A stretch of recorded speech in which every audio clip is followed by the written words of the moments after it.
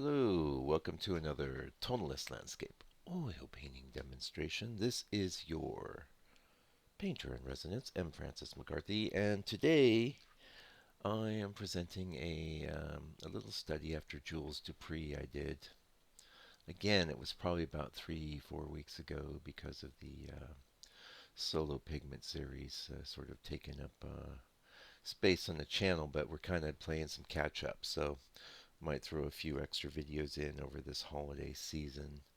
Oh, come on, you're just sitting around, you know, thinking about how you ate too much ham or turkey or whatever, You could you could check out an M. Francis video where you're doing that, I reckon.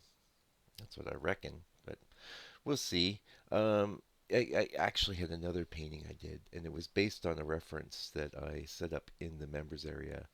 It's a failure, but I want to try and save it still, so I'm going to wait to present that if I can save it. So Jules Dupre, he was a Barbizon guy, for those of you that don't know, and he was painting around. I don't have any biographical information in front of me, so top of my head, I'm going to say 1850, 1860, guessing. Don't really know. Don't know. I'm pretty sure he's pre-impressionists. I know that. So you get your impressionists coming on the scene around 1870, 1880. He's a generation before, so it could have been 1850. This piece that I made a study of is really remarkable. It feels very contemporary to me, very clean in its approach to the color, at least of the sky. And I want to get into some tips. And I was thinking, well, what's a good way to do that? You hear the M. Francis tips, the same tips all the time. I thought, well, I got a whole shelf full of books here. So, and some of my books are quite old. I have a book here by a guy named Paul Strizik. I think that's how you pronounce it. And the book itself is probably, it's one of these ones that's mostly black and white, and then um, a few color bits in it. Looking in front, oh, 1980, okay. But he's a really awesome painter, and he's kind of in that Dupree vein. So, in the interest of giving you, great quality content, I'm going to read you a chapter from his book. Now, this book you can probably buy. It's called The Art of Landscape Painting. It's a super good book. He's a super good painter. It's a real fresh approach. It's not a Barbizon approach. It's still definitely influenced by Impressionism, but it has an edge to it and a nice. The great thing about Paul is he has a great sense of fracture in his brushwork, and he's very good at eliminating details. And that was the thing I was going to harp on yet again, but I'm going to do it from the Paul Strizik point of view. So this is from the chapter he has on composition, and the this particular paragraph is called "A Sense of Place." And I think this is really apt. I just cracked the book open at random.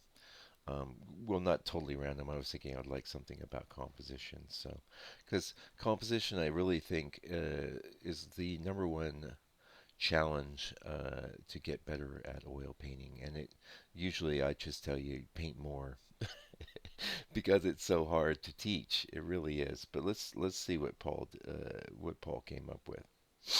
He says a sense of place. Sorry for the sniffle, by the way.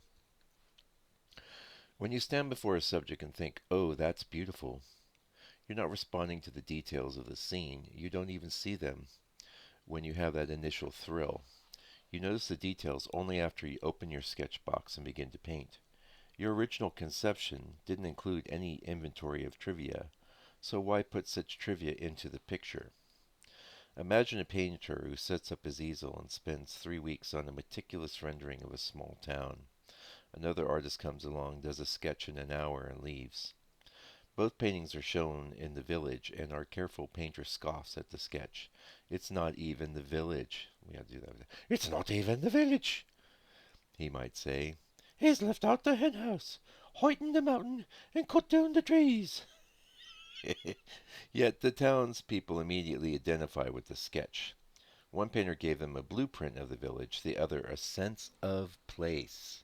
St. Paul's doing a good job with his book, I think. Sense of place. People aren't interested in blueprints. They want a sense. They want to sense the painter's involvement and pleasure in the subject.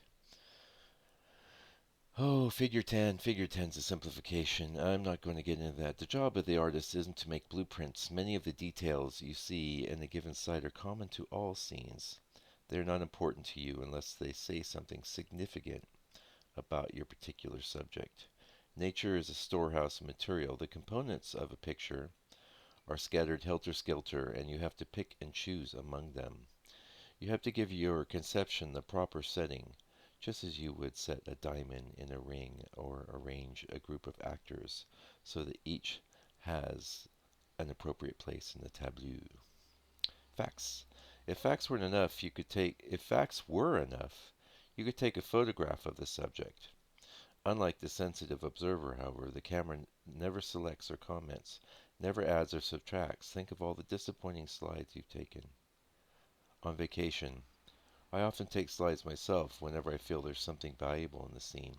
Yet when I get them from the processor, I often have the trouble. Now we've got the digital era, so we can see. Remembering why I bothered to take them. God, that's so true. I have hard drives full of photos. Oh, the difference is I kind of know, because there's scenes I won't even photograph because I know they just won't work because I've tried to paint them and I fail, Um, and in the age of film and photography, it was actually costing you a lot more money to do this, right? If you just had slides processed, if you had prints done, imagine the waste there. Um, the scene is there, but the emotion and excitement are absent because that's present in you as the apprehender of the scene. And that's what you need to convey and project to the viewer of your painting, really, your excitement. Let's go on here. Unfortunately, students often think they have to mimic the camera. They want to put in everything. They feel that the detail is the scene. After all, doesn't it make the scene they love? They don't realize that no great painter has ever copied nature, if only because it's an impossible task. That's one reason it's often valuable to work on a small scale, as I'm always harping as well. This is a 6 by 8 painting, by the way. I don't know what Dupre's was. And, a lot of this doesn't apply directly to me making a study after Dupre, but we'll get into some of that in a minute. I just want to finish this this paragraph, because this is really good stuff.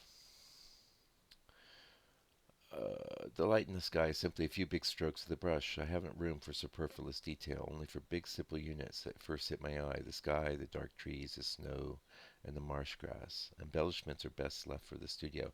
Now he's talking there about a lot of artists like to just go out in nature and make big, broad, plein air paintings, because that is capturing their impressions, and then they'll finish things off in the studio. Stapleton Kearns is very good at doing that. Doesn't work for me, but I understand the process. Yeah, your eyes don't tell you what to paint. Your mind and feelings do. But you don't have to do a heroic exhibition pictures to make a personal statement. A small pear tree in your backyard can be an honest and moving subject for a painting, because you understand that the trees struggle to grow. You understand the trees struggle to grow, and you have an affection for it. Such a picture may not set the world on fire, but the viewer responds to it because he feels you're sharing an emotion with them. Remember, anyone can describe things, but there's a magic to what the inspired painter does, and that's what gives the artist's profession its dignity and its almost religious character. What a nice writer Paul is. Thank you, Paul.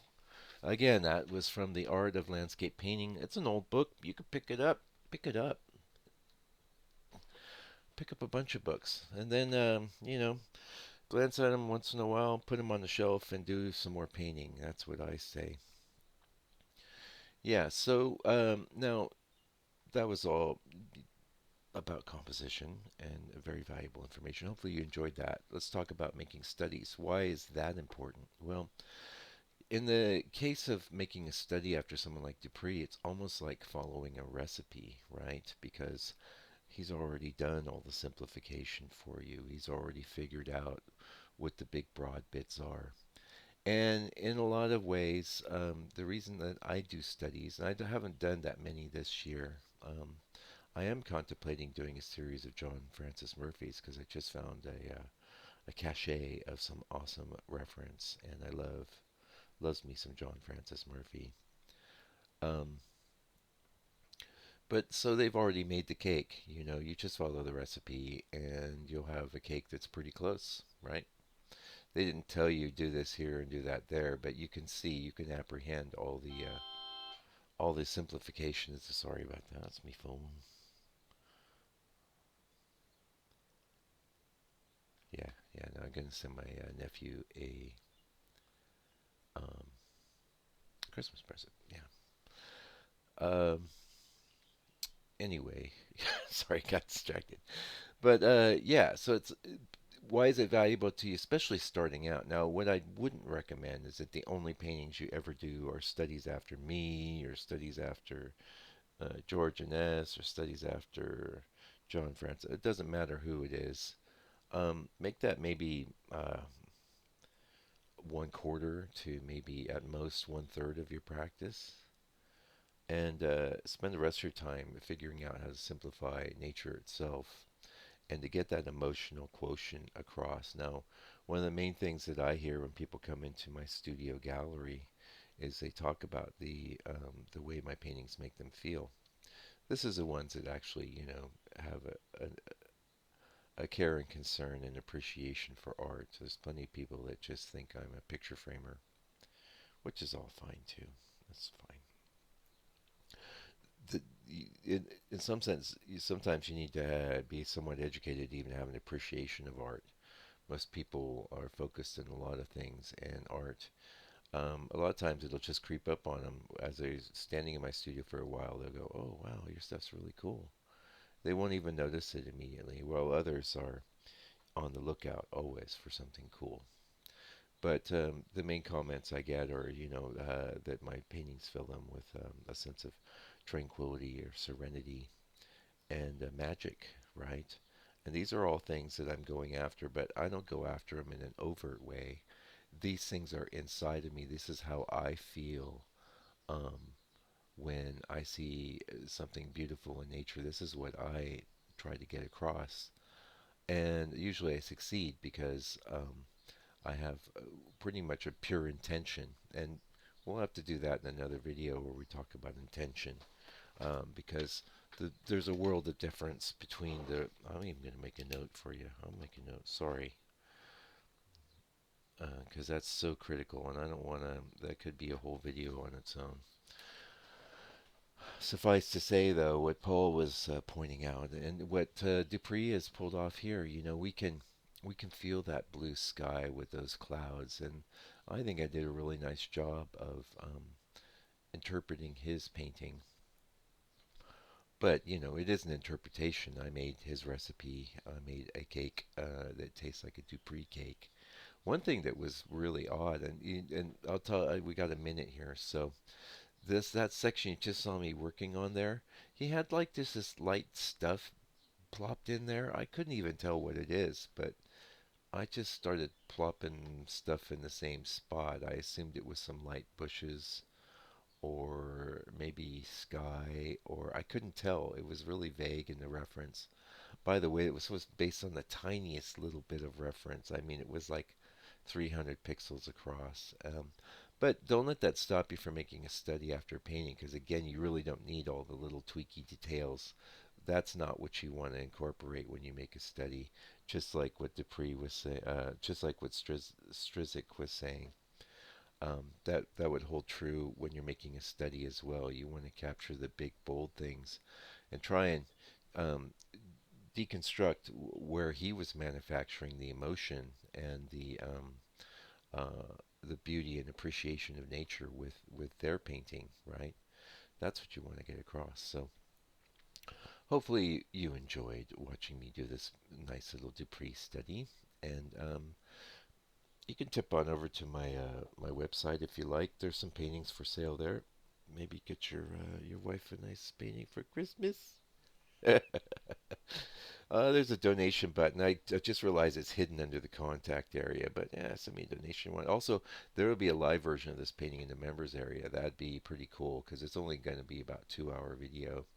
And of course, I burble on as I'm painting, and there's lots of pretty cool insights that you can glean that way. Anyway, until I come back with another video, please do me a favor, take good care, and stay out of trouble. Okay, love your enemies too, right?